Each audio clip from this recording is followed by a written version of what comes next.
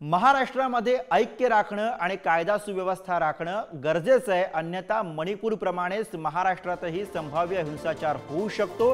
राष्ट्रवादीचे अध्यक्ष शरद पवार यांनी असा इशारा दिलेला होता, सरकारवरती घणाघात केलेला आहे।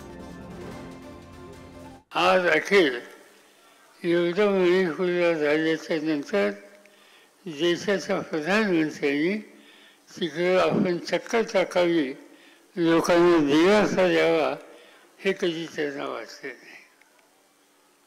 हे घडलं मणिपूरमध्ये, आजूबाजूच्या राज्यातही घडलं, खाली कर्नाटकामध्ये घडलं आणि अलीकडच्या काळामध्ये महाराष्ट्रात काही घडेल का काय अशी चिंता वाटायला लागली।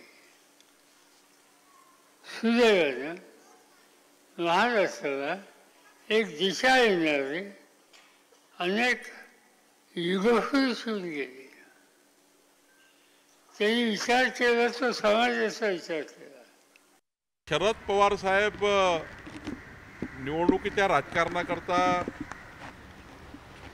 या स्तरावर तर बोलताय, हे काही चांगलं नाही आहे। महाराष्ट्राचं अनेक वर्ष प्रतिनिधित्व शरद पवार साहेबांनी केलं, त्यांच्या तोंडून दंगल घडवण्याची भाषा ही काही योग्य नाही आहे। महाराष्ट्राची जनता सुज्ञ आहे, महाराष्ट्राची जनता ही दंगलीपर्यंत जाईल अशी स्थिती नाही, कधी होती नाही, कधी होणार नाही।